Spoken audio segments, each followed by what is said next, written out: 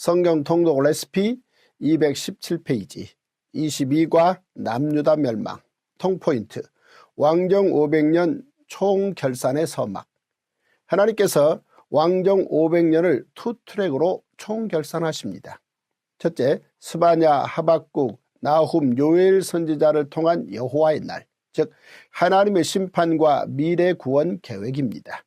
둘째, 예레미야 선지자를 통한 70년 미래 프로젝트와 오바댜 선지자를 통한 에돔의 멸망입니다.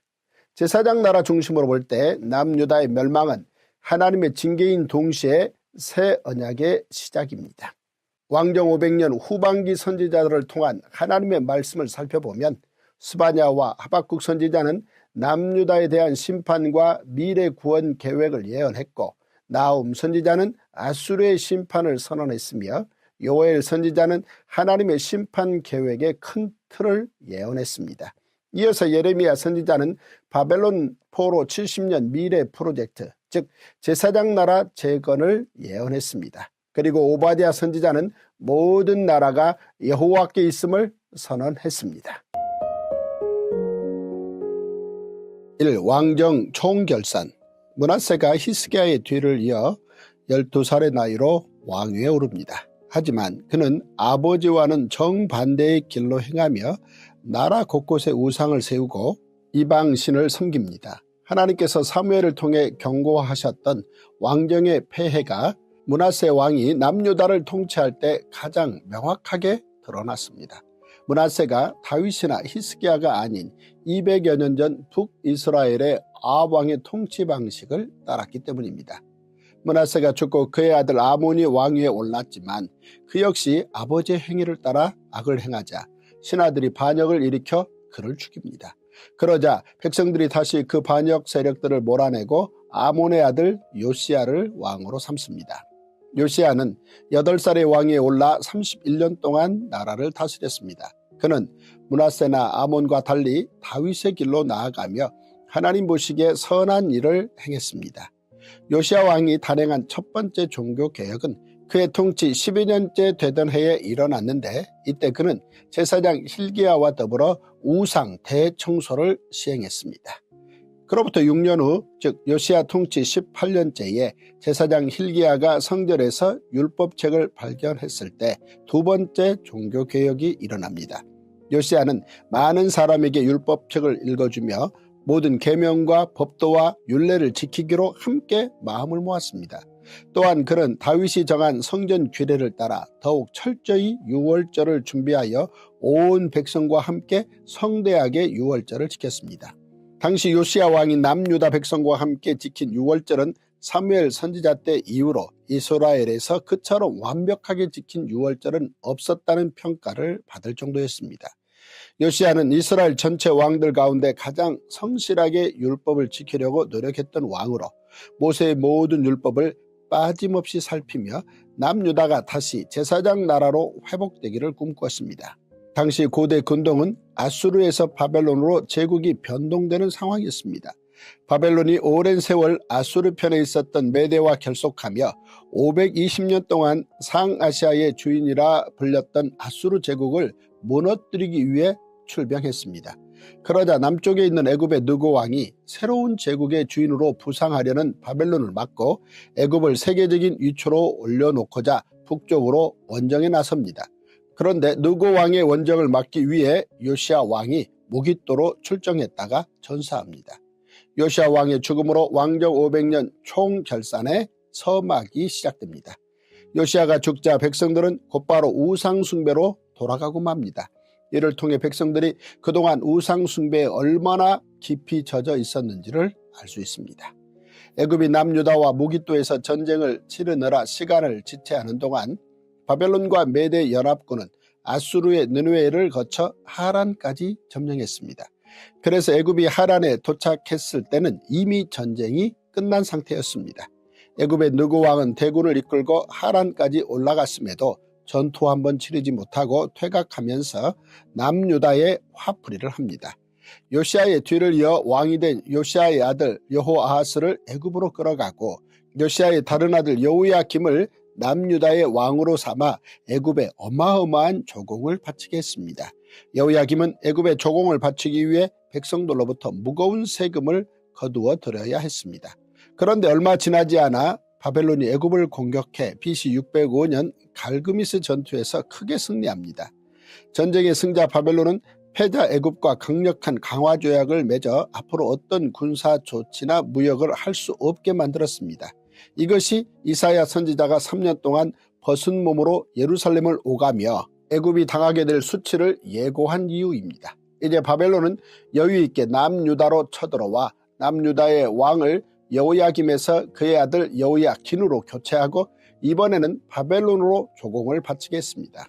이때 예루살렘 성전 기명 일부를 가져가 바벨론 신전 보물창고에 두었고 최고의 인재가 될 만한 남유다의 소년들을 골라 1차 바벨론 포로로 끌어갔습니다. 그들이 바로 다니엘과 세 친구입니다. 여호야긴 왕은 바벨론에 조공을 바치다가 또다시 바벨론이 예루살렘 성을 에워싸자 결국 느부갓네살 왕 앞으로 나아갑니다. 이때 바벨론은 예루살렘 성전에서 모든 성전 기명과 왕궁의 보물을 탈취했고 여호야긴 왕과 에스겔과 1만여 명의 유능한 인재들을 2차 포로로 끌어갔습니다. 이는 과거 히스기야 왕이 병에서 나음을 입고 15년 생명을 연장받은 후 바벨론 특사에게 하나님의 기적을 간증하는 대신 성전과 왕궁의 모든 것을 보여주었을 때 이사야 선지자가 예언했던 일이 현실이 된 것입니다. 바벨론은 여호야긴 왕을 끌어가며 대신 요시야의 또 다른 아들 시드기야를 남유다의 왕으로 세우고 더 많은 조공을 바치게 했습니다. 시드기야는 남유다의 마지막 왕이 되었고 그 위기 가운데 하나님의 말씀을 전한 선지자가 바로 예레미야입니다. 이 스바냐와 렘넌트. 스바냐는 요시야 왕 시대에 활동한 선지자입니다. 스바냐 선지자는 사람들의 죄로 인해 임하게 될 여호와의 큰 날, 심판의 날에 대해 말합니다. 남유다에 대한 하나님의 징계를 선포한 것입니다. 다만 여호와의 규례를 지키고 공의와 겸손을 구하는 사람만이 하나님의 분노를 피할 수 있습니다. 그들은 여호와의 규례를 지키는 겸손한 사람들, 곧 남은 자 렘넌트입니다. 남은 자는 하나님의 공의와 통치를 믿고 기다리는 사람들입니다. 이들은 예레미야 선지자가 예고한 새 언약 소망 세대라 할 수 있습니다. 스바냐 선지자는 이 렘넌트들에게 끝까지 인내하기를 권면하며 너희 하나님 여호와가 너희 가운데 계신다라고 말합니다. 즉 하나님께서 우리와 함께 계신다는 임마누엘을 예언한 것입니다. 이는 이사야 선지자가 메시아 탄생을 예언한 임마누엘과 같습니다.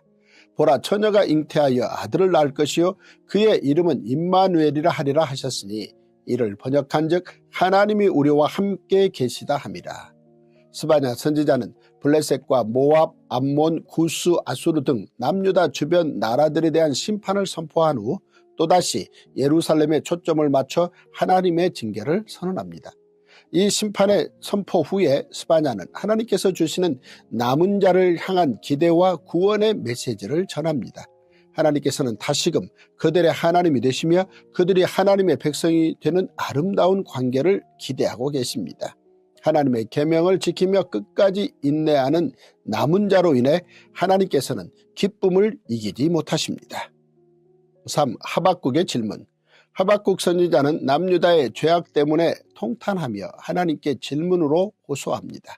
하박국의 첫 번째 질문은 공의의 하나님께서 왜 남유다의 불의를 심판하지 않으시는가입니다. 두 번째 질문은 공의의 하나님께서 왜 남유다의 심판을 더 악하고 무자비한 바벨론 제국에게 맡기시는가입니다. 이에 대해 하나님께서는 남유다의 죄악을 해결하고 고치시기 위해 바벨론을 준비했다고 말씀하십니다. 그러나 하박국이 보기에는 심판의 도구로 사용될 나라 바벨론이 남유다보다 더 악했습니다. 따라서 바벨론을 도구로 한 남유다의 심판은 불합리해 보였습니다. 그런 하박국에게 하나님께서는 정한 때가 있음을 알려주십니다. 비록 우리가 보기에는 더딜지라도 의인은 믿음으로 살기에 기다릴 수 있습니다. 오직 의인은 그의 믿음으로 말미암아 삽니다. 의인의 고난도 오래가지 않으며 악인의 형통도 오래가지 않습니다. 하나님의 이 대답을 듣고 하박국의 입술에는 찬미의 노래가 흘러나옵니다.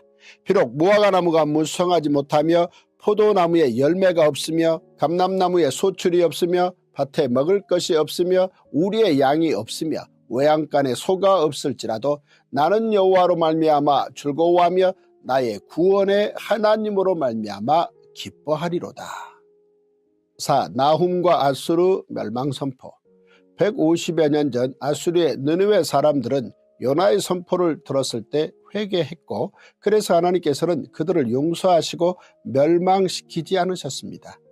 그랬던 그들이 교만해져서 다른 국가들을 정복한 사실을 놓고 자신들의 신이 그 정복지 신을 이긴 것이라고 여겼습니다. 이에 나훔 선지자는 또다시 아수르의 큰 성읍 느느웨에 대한 멸망을 선포합니다. 이처럼 요나 선지자와 나훔 선지자는 모두 아수르의 하나님의 말씀을 선포한 선지자들입니다. 하나님께서 나훔을 통해 느느웨의 멸망을 말씀하신 것은 그곳이 포악과 거짓으로 가득했기 때문입니다. 아수르는 오랜 시간 제국주의를 펼치며 혼혈 정책 등 매우 잔인한 방법으로 다른 나라들을 통치했습니다. 하나님께서 느느웨를 피의 성, 피의 도시라고 부르신 이유는 그들의 잔악한 죄악 때문이었는데, 이제는 그들 행위의 대가로 느느웨는 실제로 피의 성이 됩니다. 아수르는 히스기야 때 18만 5천 명의 군사를 잃고 예루살렘에서 패한 후 힘을 잃기 시작했습니다. 그 이후 아수르는 다시 일어나 잠시 국력을 회복했으나 아수르의 식민지들이 여기저기에서 동시다발적으로 반란을 일으키자 반란 진압을 위한 전쟁을 계속 치러야 했습니다. 결국 나훔 선지자의 예언대로 아수르는 바벨론과 메대 연합군에 멸망하고 맙니다. 5. 요엘의 모든 민족 구원 예고. 부두엘의 아들 요엘 선지자는 누구도 피할 수 없는 여호와의 날에 금식하며 울며 애통하며 그리고 옷을 찢지 말고 마음을 찢고 너희 하나님 여호와께로 돌아올지어다 라고 선포했습니다. 그러면서 요엘은 하나님께서 말씀하신 은혜롭고 자비롭고 노하기를 더디하시는 하나님의 속성을 강조하며 남유다 백성을 설득했습니다. 남유다는 죄악으로 자신을 더럽혔지만 하나님께서는 그들이 마음을 새롭게 하여 하나님께 돌아오기를 원하십니다. 하나님께서는 그의 백성의 피난처 이스라엘 자손의 산성이 되셔서 유다는 영원히 있겠고 예루살렘은 대대로 있으리라 라는 약속의 말씀을 이루실 것입니다. 요엘 선지자는 역시 남은 자를 말하며 누구든지 여호와의 이름을 부르는 자는 구원을 얻으리니 라고 남유다 백성들을 설득하며 하나님의 뜻을 전했습니다. 그때 내 영을 만민에게 부어주리니 라고 하신 하나님의 말씀은 성령님의 임재를 예고한 것입니다. 이후 예수님께서는 요엘 선지자의 예언을 재림과 표적에 연관지어 말씀하셨습니다. 그날 환란 후에 즉시 해가 어두워지며 달이 빛을 내지 아니하며 별들이 하늘에서 떨어지며 하늘의 권능들이 흔들리리라. To the cross, 십자가로 향하는 레시피. 여호와의 날의 심판이 공의로운 십자가 심판으로. 스바냐의 임마누엘과 여호와의 날. 스바냐 선지자는 남유다에 대한 심판과 구원 계획 가운데 여호와의 날을 예언했습니다. 여호와의 날에 하나님께서 반드시 남유다를 심판하실 것이며 공의에 저울 때에 모든 나라와 개인들을 올려놓으신다고 선포했습니다. 여호와의 큰 날이 가깝도다. 가깝고도 빠르도다. 여호와의 날의 소리로다. 용사가 거기서 심히 슬피 우는도다. 그날은 분노의 날이요 환난과 고통의 날이요 황폐와 패망의 날이요 캄캄하고 어두운 날이요 구름과 흑암의 날이요. 이후 예수님께서는 스바냐 선지자가 예언한 여호와의 날을 예수님의 재림과 심판의 날로 알려주셨습니다. 그날 환난 후에 즉시 해가 어두워지며 달이 빛을 내지 아니하며 별들이 하늘에서 떨어지며 하늘의 권능들이 흔들리리라. 그때 인자의 징조가 하늘에서 보이겠고 그때 땅의 모든 족속들이 통곡하며 그들이 인자가 구름을 타고 능력과 큰 영광으로 오는 것을 보리라. 또한 스바냐 선지자는 남은 자에게 인내하기를 권면하며 너희 하나님 여호와가 너희 가운데 계시니 라는 임마누엘을 예언했습니다. 이는 성육신 하셔서 이 땅에 오시는 예수님의 탄생을 예언한 것입니다. 보라 처녀가 잉태하여 아들을 낳을 것이요 그의 이름은 임마누엘이라 하리라 하셨으니 이를 번역한즉 하나님이 우리와 함께 계시다 함이라. 하박국과 이신층의. 하박국 선지자는 하나님께 의인은 그의 믿음으로 말미암아 살리라 라는 응답을 듣고 하나님의 웅장한 구원의 숲을 깨닫고 찬양했습니다. 하나님께서 주신 이 말씀은 구원의 핵심 사상인 이신칭의의 기본이 됩니다. 사도 바울은 예수 그리스도에 대한 신앙의 핵심을 설명하며 누구든지 죄인일지라도 예수님을 믿으면 하나님께서 의롭다 여기시고 구원을 주신다고 말했습니다. 이때 바울은 하박국에 기록한 이 말씀을 인용했습니다. 복음에는 하나님의 의가 나타나서 믿음으로 믿음에 이르게 하나니 기록된 바 오직 의인은 믿음으로 말미암아 살리라 함과 같으니라. 거기에 하나님께서는 모든 것을 공평하게 판단하십니다. 그리고 하나님께서 정하신 때에 의인들을 구원하십니다. 그러므로 의인은 그의 믿음으로 말미암아 살리라 라는 신앙으로 넉넉히 승리하며 살아갈 수 있습니다. 하나님을 믿는 남은 자는 믿음으로 하나님을 기쁘시게 하는 신앙인입니다. 믿음이 없이는 하나님을 기쁘시게 하지 못하나니 하나님께 나아가는 자는 반드시 그가 계신 것과 또한 그가 자기를 찾는 자들에게 상 주시는 이심을 믿어야 할지니라.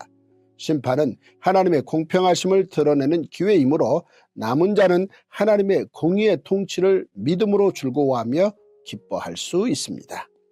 요엘과 성령님 임재. 예수님께서는 마지막 유월절 첫 번째 성찬식에서 성령님의 임재를 선언하셨는데 그 선언은 갑자기 나온 것이 아니라 요엘 선지자의 예언에 근거한 말씀이었습니다. 요엘 선지자의 예언은 베드로의 오순절 설교에서도 인용됩니다. 이는 곧 선지자 요엘을 통하여 말씀하신 것이니 일러스되 하나님이 말씀하시기를 말세 내가 내 영을 모든 육체에 부어주리니 너희의 자녀들은 예언할 것이요 너희의 젊은이들은 환상을 보고 너희의 늙은이들은 꿈을 꾸리라. 그때 내가 내 영을 내 남종과 여종들에게 부어주리니 그들이 예언할 것이요 또 내가 위로 하늘에서는 기사를 아래로 땅에서는 징조를 베풀리니 곧 피와 불과 연기로다. 주의 크고 영화로운 날이 이르기 전에 해가 변하여 어두워지고 달이 변하여 피가 되리라. 누구든지 주의 이름을 부르는 자는 구원을 받으리라 하였느니라.